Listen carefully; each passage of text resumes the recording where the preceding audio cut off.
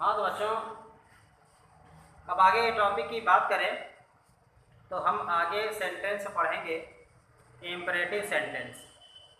तो सबसे पहले बात तो हम इम्परेटिव सेंटेंस के बारे में जान लें कि आखिरकार इम्परेटिव सेंटेंस क्या होता है, कैसे इसको बनाते हैं।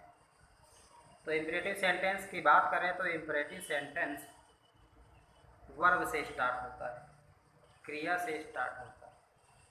वर्ब मतलब क्रिया, क्रिया मतलब कार्य से प्रारंभ होता है और इनमें छिपा हुआ कर्ता ये होता है। इन्हें आदेशात्मक वाक्य भी कहते हैं। इनकी खास बात ये होती है कि जो भी सेंटेंस स्टार्ट होंगे वो वर्ब से स्टार्ट होते हैं। वर्ब जानते हैं आप लोग, वर्ब मतलब होती है क्रिया, ठीक है ना। क्रिया मतलब कार्य, कार्य मतलब काम। जो भी हम काम करते हैं सुबह से लेकर के शाम तक, जैसे कि आना जाना, खाना, रहना, मारना, पीटना, रोना, गाना, उड़ना, बैठना, देखना, सुनना, सुबह से लेकर के शाम तक हम जितनी भी क्रियाएं करते हैं वो वर्ब के अंतर्गत आती है। इसके बाद और आगे की अगर बात करें तो इन्हें बनाने के लिए बहुत ही सिंपल साधारण से रूल है, वो आज आपको हम बताते हैं। देखते हैं यहाँ पर जैसे मैंने लिख दिया है इम्परेटिव सेंटेंस, ठीक है ना, इम्परेटिव सेंटेंस। और इसके बाद इम्परेटिव सेंटेंस में सबसे पहले वाक्य आते हैं सिंपल, साधारण।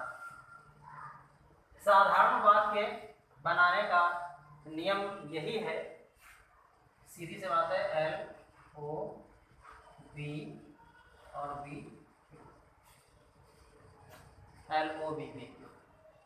अब L O B B cube क्या होता है ये भी बता दें, पहले बता भी चुके हैं आप लोगों को कि L O B B cube क्या होता है।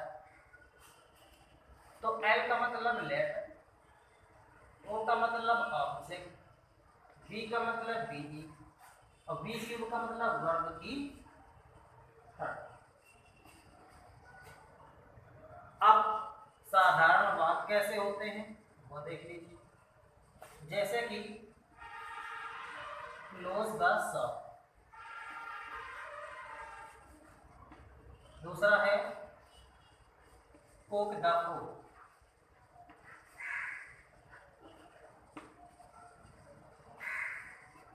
अब जैसे आप देख रहे हैं दोनों ही सेंटेंस लिखे हुए हैं, दोनों ही सेंटेंस का जो प्रारंभ है वो क्रिया से है, वर्ब से। आप देख रहे हैं यहाँ पर क्लोज वर्ब है, यहाँ पर कुक वर्ब है। इसके बाद हम इसको बनाते हैं तो इसको पहचान भी आप सकते हैं कि जो भी सेंटेंस वर्ब से प्रारंभ होते हैं एवं वाक्य के अंत में फुल स्टॉप होता है उन्हें इम्परेटिव सेंटेंस कहा जाता है। तो इस तरह से अब बनाने का तरीका हम कैसे कह सकते हैं, तो पहचान के कि इम्परेटिव सेंटेंस है। अब इसको बनाने का तरीका देखेंगे। बनाने का तरीका ये कि सबसे पहले आप लेट का यूज करेंगे, ऑब्जेक्ट, जैसे कि मैं पहले बता चुका हूँ, वर्ब के बाद द शॉप, इसके बाद बी, वर्ब की थर्ड फॉर्म, तो क्लोज की third form close, full stop. इसके आगे यदि आप बाई यू का यूज करना चाहें तो यूज कर सकते हैं। आप सोचेंगे यू कैसे आया था, क्योंकि इम्परेटिव सेंटेंस में जो छिपा हुआ कर्ता होता है वो यू होता है। तो इसमें और आगे की बात के लिए अब नीचे सेंटेंस की अगर बात करें तो वो भी ऐसे ही बनेगा। कैसे बनेगा, लेट का प्रयोग करेंगे, ऑब्जेक्ट द फूड, बी का यूज करना है। जो भी ट्रैक रूल बने हुए हैं ये तो उसी के हिसाब से आप यूज करेंगे। Let the food B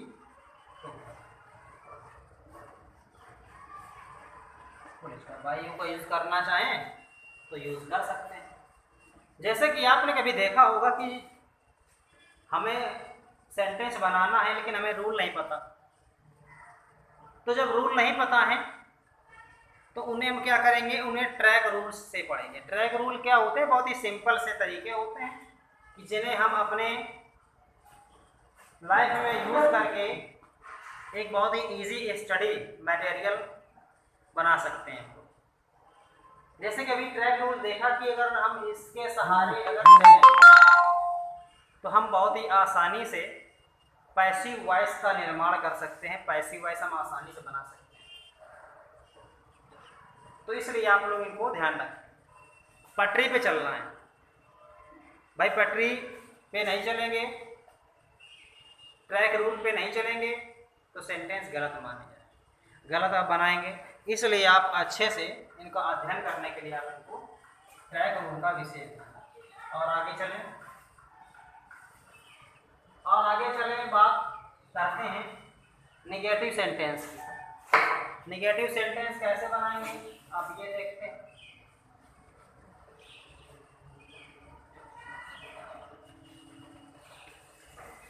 negative sentence की बात करें तो इसमें यूज करेंगे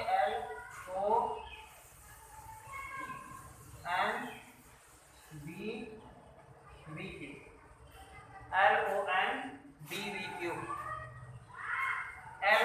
LONBVQ L का मतलब लेट, O का मतलब ऑब्जेक्ट, N का मतलब नॉट, V का मतलब भी, VQ का मतलब वर्ब की।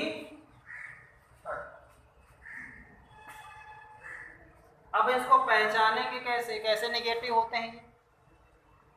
इंपरेटिव सेंटेंस में जो नेगेटिव वाक्य होते हैं ये डू नॉट और डोंट से स्टार्ट होते हैं,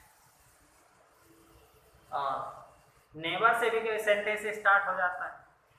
कैसे अभी मैं बताता हूँ आपको। देखिए एग्जाम्पल देखते हैं। जैसे आ गया don't call me, don't call मी। अब इस सेंटेंस को कैसे बनाएंगे, इस ट्रैक रूल। डोंट कॉल, आप देख रहे हैं वर्ब के पहले, सभी सेंटेंस में वर्ब के पहले आपको सब्जेक्ट दिया गया होता है, लेकिन आप देख रहे हैं कि इंपरेटिव सेंटेंस में आपको वर्ब के पहले सब्जेक्ट का प्रयोग नहीं है। आप देख रहे हैं you, we, they, he, she, it या किसी का नाम दिया गया है वर्ब के पहले, क्रिया के पहले नहीं दिया गया है, तो ये इंपरेटिव सेंटेंस है। और वर्ब के पहले अगर डू नॉट या डोंट का यूज किया गया है, सब्जेक्ट नहीं है, सब्जेक्ट नहीं है और वर्ब के पहले डू नॉट या डोंट का प्रयोग किया गया है या नेवर का प्रयोग किया गया है, तो इंपरेटिव सेंटेंस कहलाते हैं। और इन सेंटेंसों को बनाने के लिए बहुत ही सिंपल सा तरीका है, आप देख लीजिए कैसे बनाएंगे इसको। और साथ ही साथ घर में अध्ययन जरूर करें, अध्ययन नहीं करेंगे तो कोई इसका लाभ नहीं मिलेगा। किसी कोई परेशानी है, कोई समस्या है तो आप पूछ सकते हैं। तो आगे की बात करें तो सबसे पहले हम लेट का प्रयोग करेंगे, इसके बाद हमें ऑब्जेक्ट। अब सबसे बड़ी बात ये होती है कि ऑब्जेक्ट होता क्या है, बहुत लोग बच्चे तो ये नहीं जानते ऑब्जेक्ट क्या होता है। तो बहुत ही सिंपल सा तरीका है ऑब्जेक्ट का, मैं पहले बता चुका हूं कि ऑब्जेक्ट वर्ब के क्रिया के बाद होता है, वर्ब के बाद, क्रिया के बाद। और क्रिया से ही पता चल जाता है कि ऑब्जेक्ट क्या है। जैसे यहाँ पर सेंटेंस दिया गया कॉल मी, कॉल, कॉल है वर्ब, कॉल वाला बुलाना, आना जाना, खाना में रहना, मरना, पेटना, रोना, गाना, उठना, बैठना, देखना, सुनना, सुबह से लेकर के शाम तक जो भी कार्य करते हैं वो भी क्रिया के अंतर्गत आती है और क्रिया के बाद ऑब्जेक्ट होता है। यहाँ पर क्रिया है कॉल, कॉल मतलब बुलाना, किसे बुलाया जा रहा है, मुझे, तो ऑब्जेक्ट हो गया। कोई दिक्कत? कोई दिक्कत नहीं है, बस ये ध्यान रखें कि क्रिया क्या है। अब चलते हैं लेट का प्रयोग किया। ऑब्जेक्ट इंपरेटिव सेंटेंस में आपको पजेसिव यूज किया जाता है, नॉट बी का यूज करना है, नॉट बी का यूज कर दिया। इसके बाद वर्ब की थर्ड फॉर्म, वर्ब जैसा कि आप जानते हैं, कई बार मैं बहुत बता चुका हूं, कई बार सेंटेंस आपका कंप्लीट हो चुका है। कंप्लीट हो गया सेंटेंस, कोई दिक्कत नहीं, कोई परेशानी नहीं। और बात करें कि डू नॉट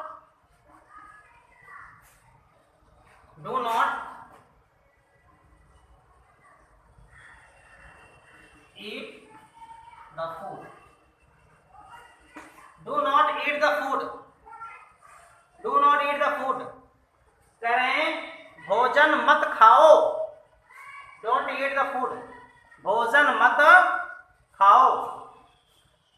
क्या कह रहा है, इसको कैसे बनाएंगे, आप ट्रैक रूल देख रहे हैं। सबसे पहले लेट का प्रयोग, लेट का प्रयोग, लेट का मतलब होता है, तो लेट का प्रयोग कर दिया ऑब्जेक्ट। अब ऑब्जेक्ट की बात फंस गई, मैंने भी बताया वर्ब के बाद वर्ब के आए यहाँ पे खाने, खाना, खाना खाने का। बहुत से बच्चों से पूछता हूँ कि किसी किसी सेंटेंस में ऑब्जेक्ट क्या होता है, तो पता नहीं क्या क्या बताते हैं।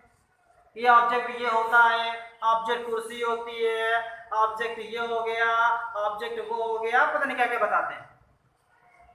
लेकिन सबसे पहली बात ये होती है, ऑब्जेक्ट का बहुत ही अच्छे पहचाने का रूल ये होता है कि ऑब्जेक्ट के लिए सबसे पहली बात तो वर्ब के बाद होती है।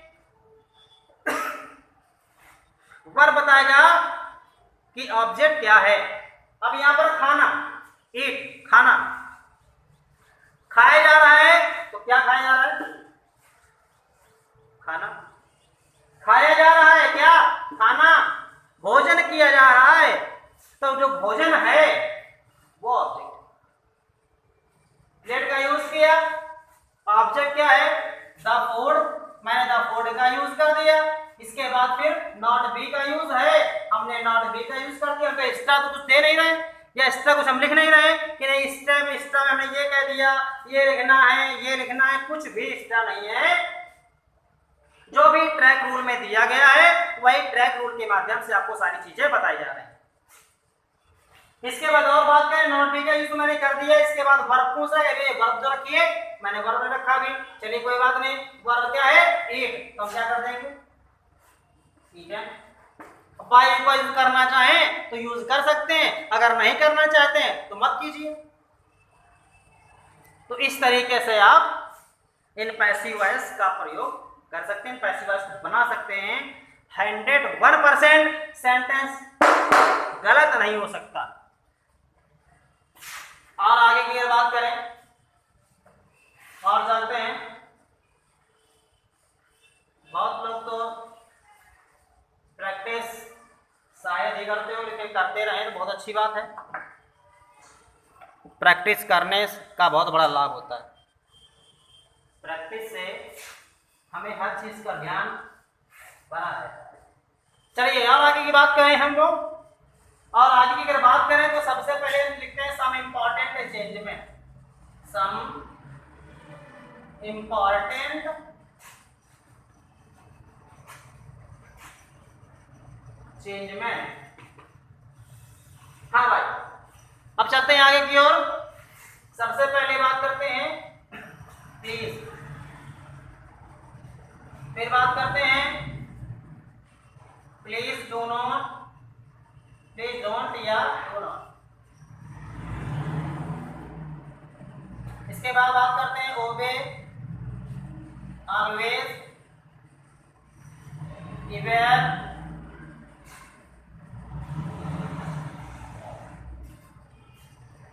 नेवर का यूज है। तो चलते हैं प्लीज को चेंज करेंगे पैसिव वॉइस में, you are requested to. Please do not को you are requested not to,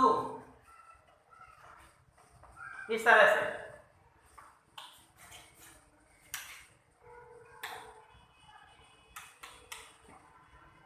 तो इसमें और बात करने के लिए, जैसे यहाँ पर ओबे, ऑलवेज, ईवर यूज किया गया है, तो यू आर एडवाइज्ड टू ओबे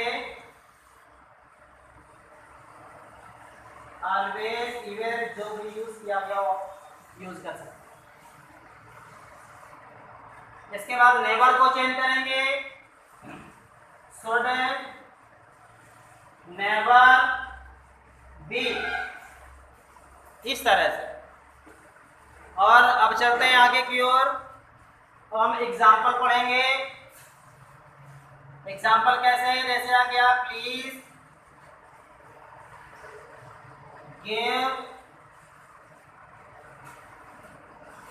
मी a pen, please give me a pen. हमें ऐसे वाक्यों में बहुत ही सिंपल तरीके से पैसिव बना सकते हैं।